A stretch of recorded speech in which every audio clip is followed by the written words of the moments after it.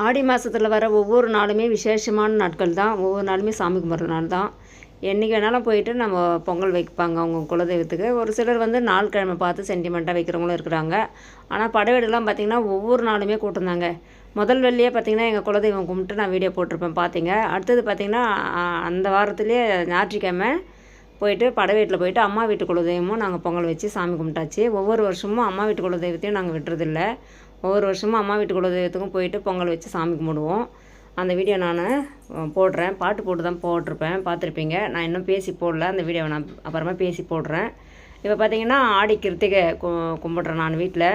வருஷத்தில் ஒரு நாள் வர ஆடி கிருத்திகை கொஞ்சம் விசேஷமாக வடை பாயசத்தோடு செஞ்சு படைப்போம். மற்ற நாட்களில் வர ஒவ்வொரு மாதமும் வர சாதா கிருத்திகை பார்த்திங்கன்னா அப்போது பச்சரிசியில் பொங்கிட்டு தயிர் போட்டு வச்சு முருகருக்கு படைப்பேன். இப்போ வந்து பார்த்திங்கன்னா வடை பாயசத்தோடு செஞ்சு படைச்சாச்சுங்க. படிச்சுட்டு சாப்பிட்டுட்டு ஊருக்கு கிளம்பலான்னு சொல்லிவிட்டு அப்பா அந்த துணியெலாம் துவைச்சேன் பார்த்திங்களா, வீடியோ போட்டிருப்பேன், அதை பார்த்தீங்க இல்லைங்களா, அதெல்லாம் அயன் பண்ணி வச்சுருக்கேன். இன்றைக்கி போயிட்டு பார்த்துட்டு அப்பா அம்மாவை பார்த்துட்டு வடை பாயசம்லாம் அவங்களுக்குமே கொடுத்துட்டு துணியெலாம் கொடுத்துட்டு வரலான்னு சொல்லிட்டு நான் கிளம்பியாச்சுங்க. எல்லோரும் ஆடிக்கிறதுக்கு கும்பிட்டிங்களா? எல்லோரும் நல்லா இருக்கீங்களா? Okay done. நெக்ஸ்ட் வீடியோவில் பார்க்கலாம். பாய்.